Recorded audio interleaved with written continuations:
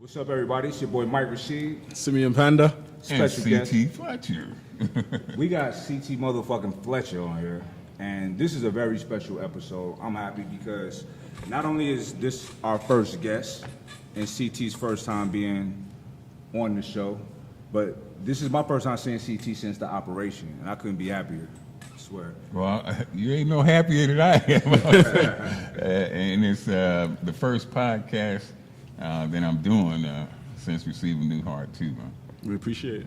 We appreciate it. I Pop. appreciate you motherfuckers having me on. So, Pop, let's dive right into it because I'm interested, I'm fascinated.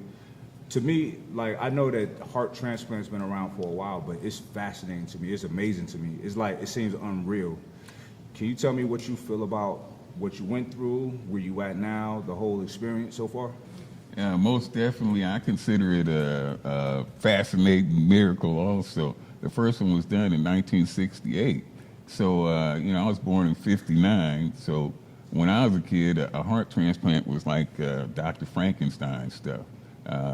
It was unheard of, If somebody's going to take your heart out and put another person's heart in, I'd have been laughing hard as fuck when I was a kid if somebody told me that was even possible. Right? So the experience was, I'm in a small club now. And the membership to get in is really high.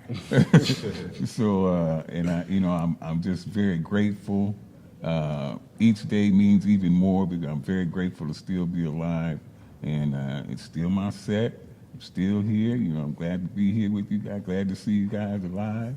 And if Simeon Panda coming in with them goddamn calves again, close the door on me. How much personal research did you do on heart transplants? Did you gain lots of knowledge on it beforehand as well? Most definitely. I did a lot of research because I wanted to know everything I could about it before going into the surgery. And I knew a lot of things. But, Simeon, I was not nervous or afraid at all. And that's really what I wanted to share with your audience, because a lot of people have things going on and they're very fearful. It may not be a heart transplant, but they may have a liver transplant or some other serious condition, and they have a big surgery or something coming up, and they, hey, CT, how did you deal with the fear of a heart transplant? That's a pretty big thing. How did you deal with the fear? How were you going into the operation? And I'll tell them I had perfect peace. And they want to know, well, how is that possible? I ran into a guy in the hospital, Mike, that he's about 400 pounds, ex-football player, big guy. And he was going to have a very serious surgery. And he told me, man, I'm just worried. I'm worried sick. And I told him, worrying about it is not going to help. Mm-hmm. Worrying has never eased any pain. Worrying has never comforted anybody. Worrying has never done anybody any good. And the way that I got, perfect peace, and the way that I could go into my operation and not worry about at all, not worry about the outcome at all, was I put all the stress and all the outcome and all the worrying, I left it all in God's hands. So whatever he decided, it wasn't even my decision, I'm going into this surgery, it ain't up to me. It's totally in God's hands, so whatever he say, that's okay with me. If he say, hey, CT, it's your time, come home and rest, that's all right. And if he say, hey, live on, that's okay too. But I'm not going to worry about it because the decision ain't even mine. I'm just leave everything in God's hand, and that brought me perfect peace. I was completely fine with whatever the outcome was because it was no longer my decision. I gave it all to God. So that's very profound. Now me, I worry. I have now. It's funny because I don't worry about myself. I worry about other people. Oh, yeah. And I worried about you. I worried about you years ago. Yeah. You know what I mean? Yeah. So it's real. Like, the love is real, and I remember when you first got sick last summer, you know, I was, you know, I live in another state, and I was just trying to check on you all the time, and I wanted to see you, but I couldn't, so I had to, you know, we got on the phone. I don't know if you remember this conversation. I was like, "How you feel, Pop?" And I think you understood what I was saying. Like, "Are you okay? Are you good?" And you was like, because what I was really asking was like, "Are you gonna live?" Yeah, yeah. And you was like, "Look, my boy, I'm good. Trust me, I'm good." And I felt comfort because I know everybody I talk to all over the world, all these expos, when they ask about you, I'm like, CT's good. He's straight. Don't even worry. We good. He about to get, you know, knock the surgery out, recover, and we back at this. Yep. I had total confidence because I believe that we all go through, like, climb a mountain at some point in our lives, right? And that everybody have a mountain to climb. Depending on if you climb it or not, it determines how much you grow, what kind of life you have afterwards or whatever, right? So you had a huge mountain that you climbed already a few years ago. Right. So in my mind, I was like, what he went through with that, this is going to be easier. And you went into this like physically healthier, and I feel like mentally stronger because you went through it before. So I legit, after that conversation, and then my mind was going into all of those places like, yo, he's done this before, he's conquered it before. And thinking about my dad, you know, y'all are very similar because my dad had a quadruple bypass. As soon as we brought him home, he was like, I need to work out, I need to walk. You know what I'm saying? So I know how that strong mindset heals faster because you want it. You don't refuse. You refuse to lay down to it. Absolutely. And I get so many people calling me crazy and ungrateful. Oh, you got a new heart, you got a second chance, and you just gonna blow it because you're already trying to do stuff. Just sit your ass down somewhere, old man, and take it easy. They just don't understand. Yeah, no, they don't get it. Can't do it. They can't do it. I did a YouTube video, and I know you'll be able to relate to this. I compared it to a fighter who's in a fight, and he just getting his ass whooped. Just, you know, I'm knocked all over the ring, just get knocked down, and he won't quit. He won't quit. And the announcer is saying, well, somebody needs to stop the fight. The referee or his corner need to throw the towel in or something because the fighter is not going to stop. He's not going to give up. And the reason he can't give up, he's a fucking fighter. Right. That's all he know how to do. Yeah. Fuck that. I'll throw. My God is my corner, man. And if he don't throw the towel in, I'm going to keep fighting. That's why I can't help my motherfucking self. Right. So I was just watching that video a few days ago. I commented on it. And see, I admire that. And I'm going to bring it back to an actual fighter, George Foreman. Oh, yeah. That's exactly what I was thinking. Right? See, George Foreman, I always liked George Foreman, but I watched, you know, I always go watch old fights. And I don't know, me and my son was watching him. We were watching like his whole, after he retired and came back, we were watching all of those fights. And we were watching the fight that he won a title from Michael Moore. Yep. So here he is, 46 years old, you know, he heavy. And he was getting his ass beat every round. Handed to him, right? I'm like, wow. And in the 12th round, the last round, he was trying to set a trap. And it finally worked. Right. And he knocked him out with one shot. I was like, that's a real man right there. That's like it. I want to be like him. That's it. You know? And that's basically what you was describing in that video. Exactly. That's what I was trying to describe anyway, but that's it, man. Long as you in the fight, long as you swinging, you got a chance, man. You got a chance to do it. And that fighter, I mean, that's all he know how to do. His heart won't let him quit. Right. Even, you know, it just, you a fighter, that's what you do. There ain't no sense in you trying to understand the shit. Right. Just do it. If you don't have that type of mindset, you don't get it. You won't get it. I interviewed Hoist Gracie a few years ago, and he told me that when he went into a fight, Simeon, he never even made any plans for after the fight. Like a lot of guys you see, oh, we're gonna go out to dinner or meet me at the club. He said he never did none of that. No plans for after the fight. Everything he was going to leave in the octagon. And if it meant that he died in the octagon, he said, so be it. I mean, that's what I love to do. So if I die doing what I love to do, I'm okay with that. And when I heard him say that, I said, man, somebody else crazy as I am. And I was glad to know that somebody else was crazy as I am. Because I used to say, if I died laying on that bench press or in the gym,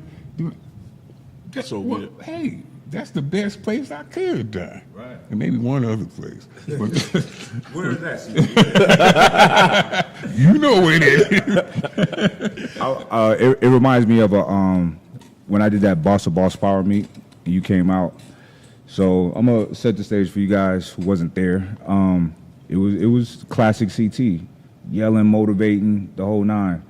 But I had been having real bad problems with my elbow because I got strong, but my joints ain't but so big. So I was beating my joints up, and that was probably at the worst. The week before that, when I was testing my opener, it hurt so bad I was in tears. I was in tears because I was angry that I didn't think I was going to be able to hit the numbers that I wanted to hit. Okay. That kind of stuff brings me to tears. You know what I mean? But anyway, so that next week, CT said to me, he got real calm, and this was the best. He says, I don't care if you break your arm. You go out there and you do that shit like you ain't no doing it over. This is it. He was calm, quiet, and I went into it like, yep, that's it. That's all I needed to hear. Like, I don't care if I hurt myself. And I got that mind state. He reminded me that day, you know? So I feel you. It's like, it's do or die. It's do or die, you know? And I feel like that kind of mentality, it separates a lot of time. I mean, it's a reason why everybody got they things, the attractive qualities to them. But, you know, with you, it's like, it's different.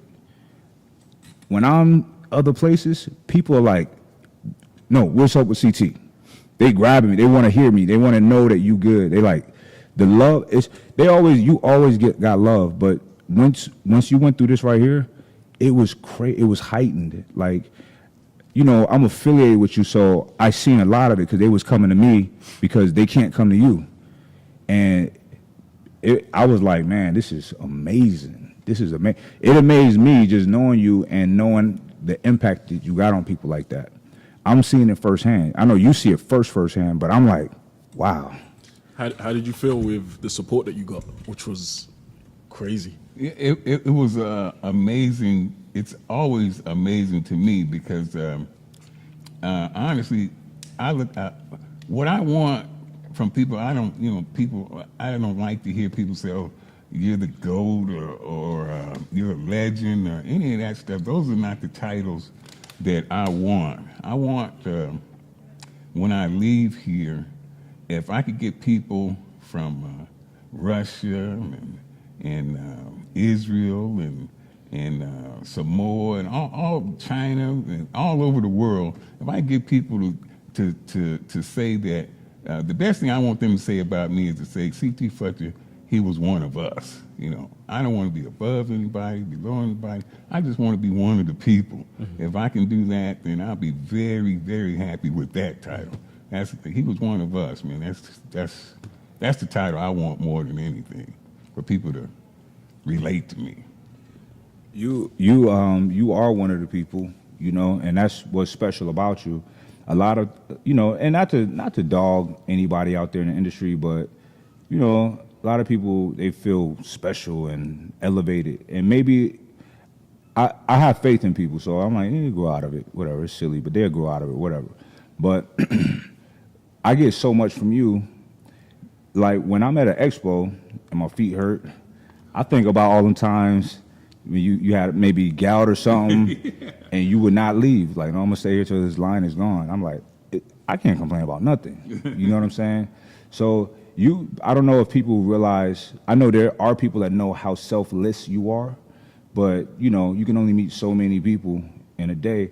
But it's a lot of people, y'all don't realize, like, it's really inspiring what CT does, man. Like, he cares so much. Like, I take a lot from you. I learn from you. Like, I be at my booth talking to everybody because you talk to everybody. Yep. You take time. You genuinely like, hey, how you doing, man? Like, you know, And I'm like, I need to be like that. I want to be like that. You know, I'm lucky. I'm fortunate to have some good people in my life. Even you, Sam. Like, Appreciate it. you know, T, Sean. I got good people in my life that got good characteristics, and I try to. I want to be like that. I want to be like that. So, I'm just happy that you here, Pop. I'm happy you here, man. Shit. Yeah, I'm happy as fuck too. I'm telling you. When I came out of the surgery, as soon as I was able, the anesthesia wore off enough for me to come to myself. I was like, well, Lord, I guess you want me here because I'm still here. So you made your decision. So you must have some more work for me to do. And I used to look at my old videos, and everything was I. Just you may not know me now, but hold on, you will. I was telling everybody how I was going to do this and I was going to do that. I'm the baddest motherfucker on the planet. I am the one. And now, it's so much. I had to be broken down, and that's why I said the thing that I want people to remember is that he was one of us. Before I wanted to be the one that stood out from the crowd, the sidewalk cracker, the showstopper. It was all about me. But I tell you what, once you've been through the fire, it'll change your attitude. And I've definitely been through the fire, and it's definitely not about me. I'm so insignificant and ain't even funny. I don't even want to be none of that. I'll leave that to the young guys. I just want to fit in and be, one of the people. That's plenty enough for me. Right. I think it is a normal and natural progression, though.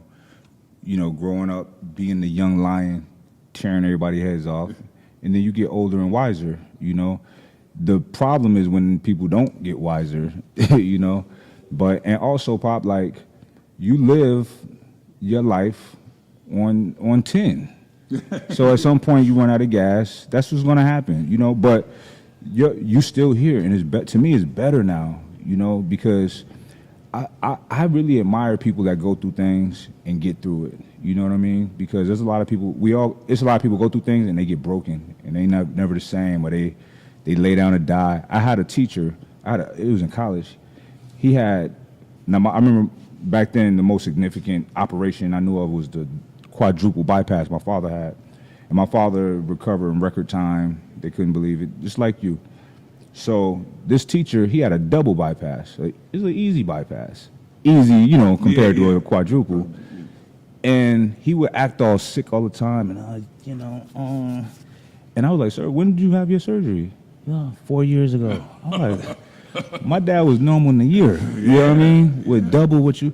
So it's all, the quality of life we have is based on our perspective. Like how when you went into it with your mind right, you're going to come out of it with your mind right and recover faster. This is what I want to know. Can you talk about, because you mentioned earlier that this was easier process than your first heart situation. Can you tell us about what you did, what that procedure was, and then why do you think this was easier? Was it like your diet? Were you healthier? Because you went into this vegan, right? Yes.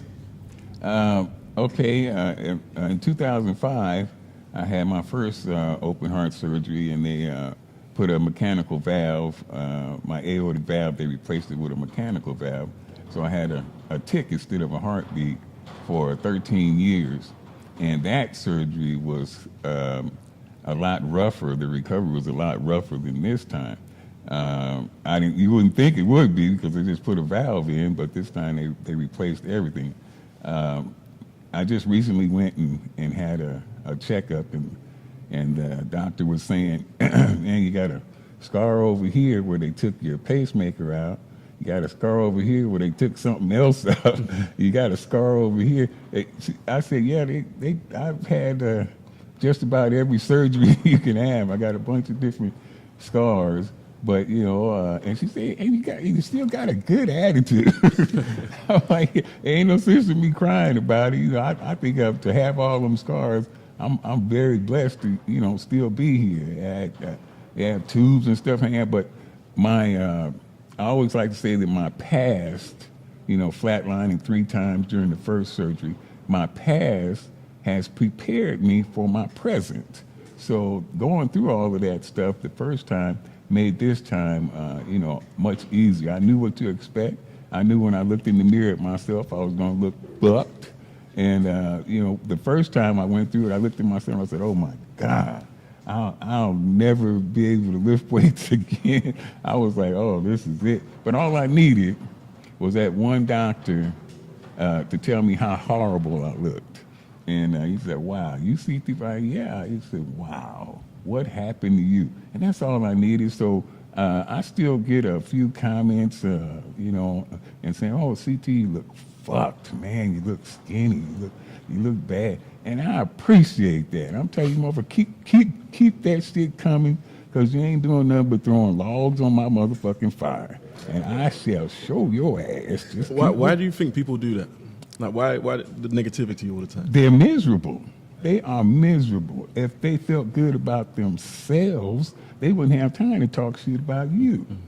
They want to find anything because of their misery. They want to find any kind of fault that they can with you. So they want to try to pull you down into their pit.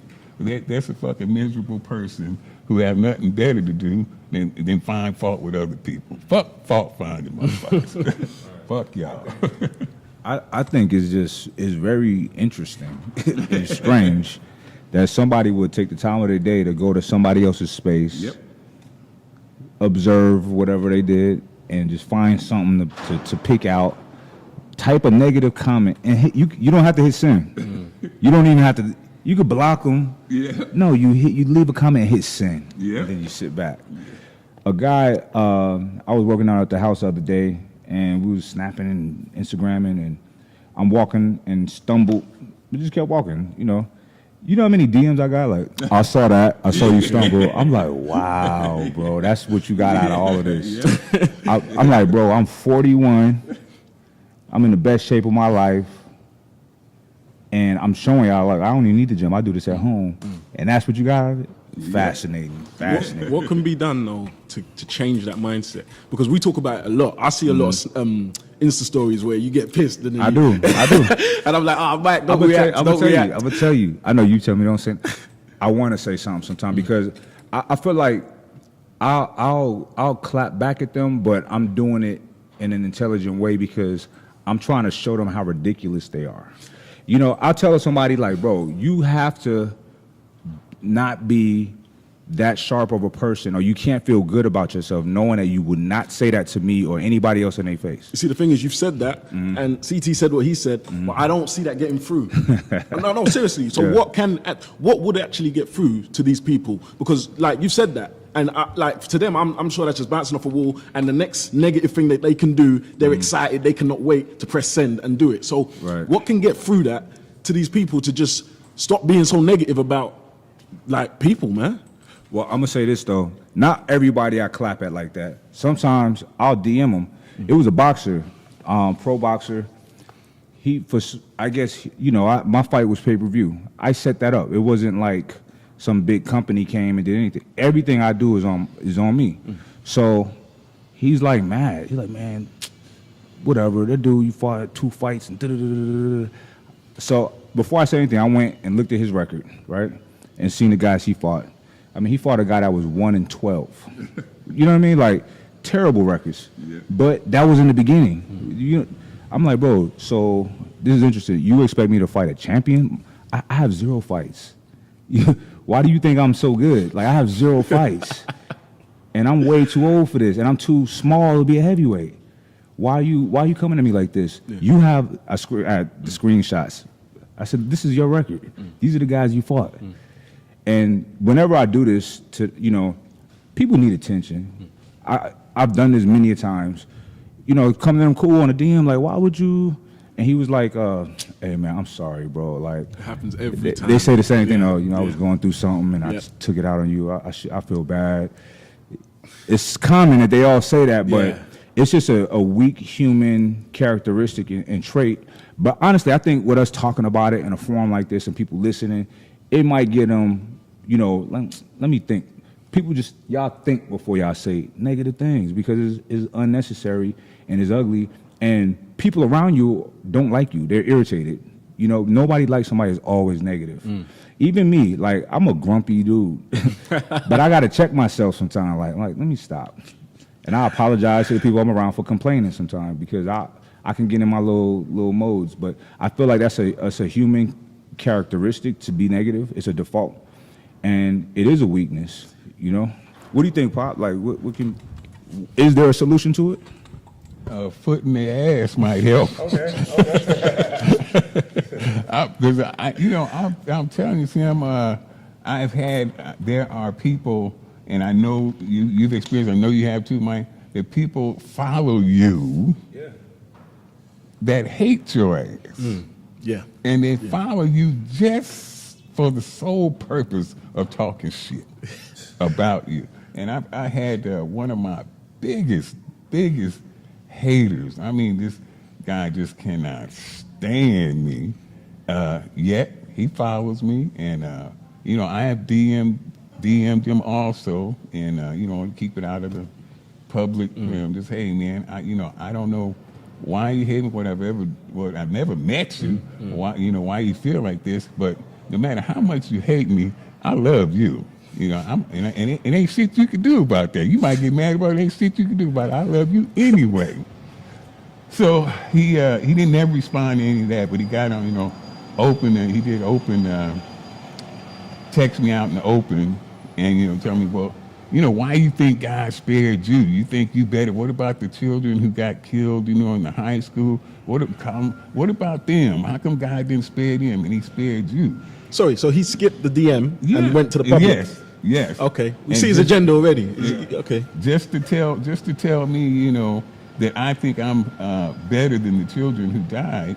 And I said, look, son, I left it in God's hands. It was not my decision. I don't think I'm better than anybody. That's why when you ask me or anybody else asks me, I say I'm so blessed, because I think every one of those children deserved, if you ask my opinion, they deserve to live much more than an old beat-up man like me.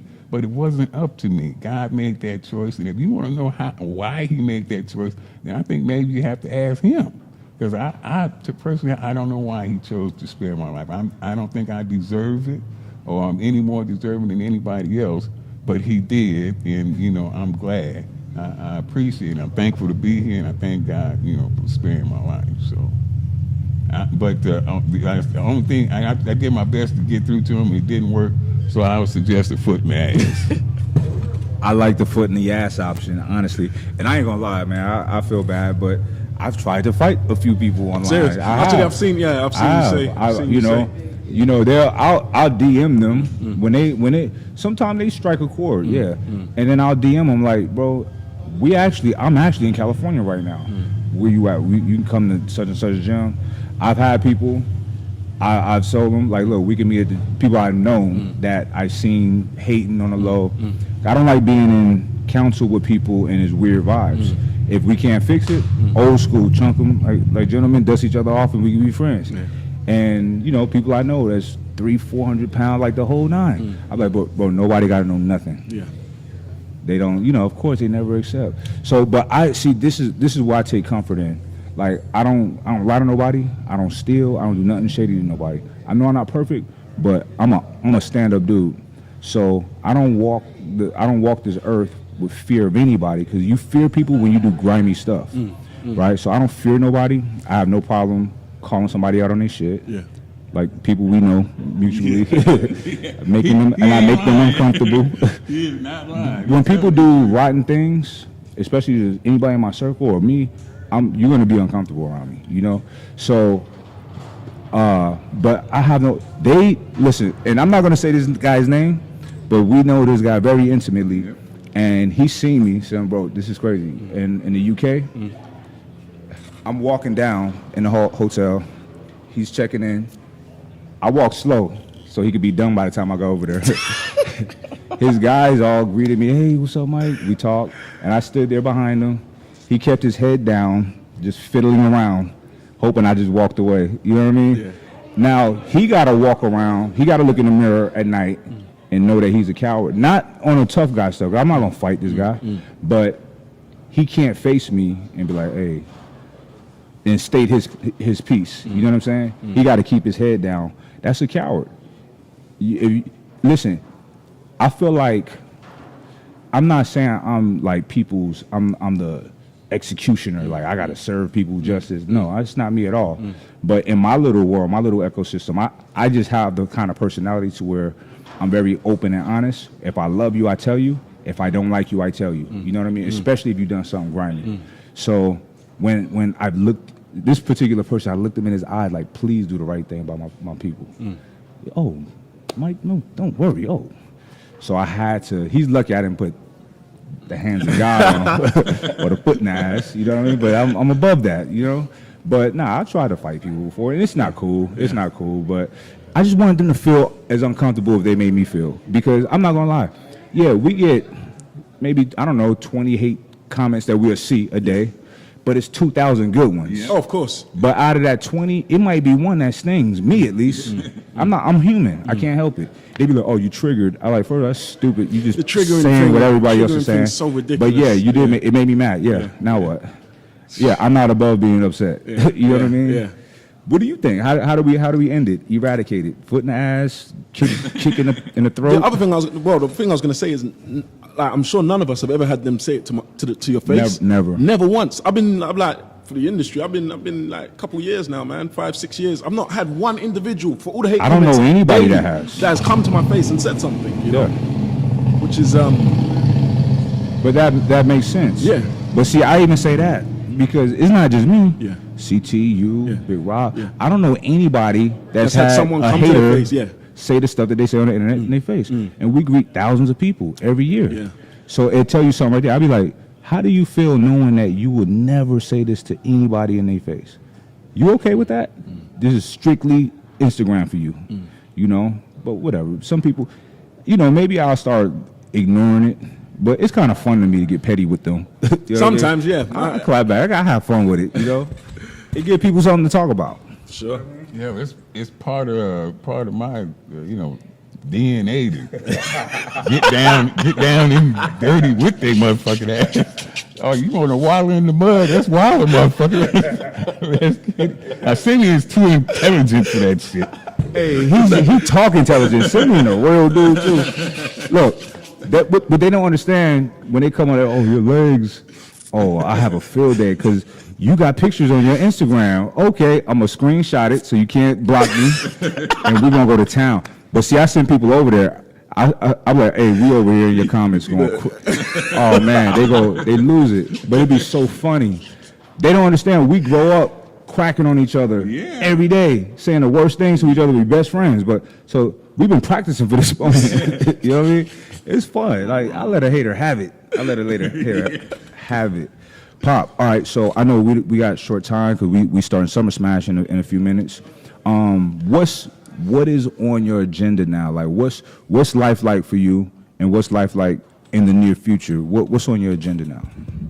Well, it's definitely not about me anymore. I'm not going to be in there trying to be the biggest motherfucker in the world anymore. I want to get down to a nice, healthy weight. Health is my main concern now.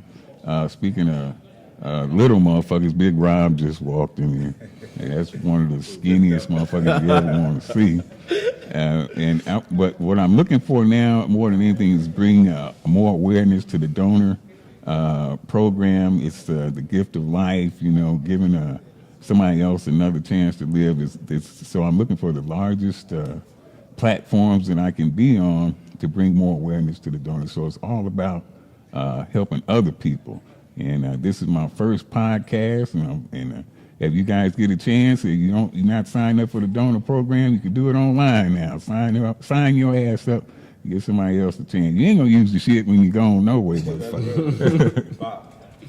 I immediately went and let them know. So I had to go register. So I did that immediately. Like I was like, I ain't gonna lie, you know, we don't need to talk about good things that anybody do for anybody, but I remember you said it might be a kidney situation. I was like, take mine. Yeah. Like I live for moments like that. Yes. I want to show, like, I want my friend to see that I really love him. How can I show him other than that? Take it. I don't need it. You know what I mean? I mean, he offered me his because for a while they thought that I needed kidneys and a heart.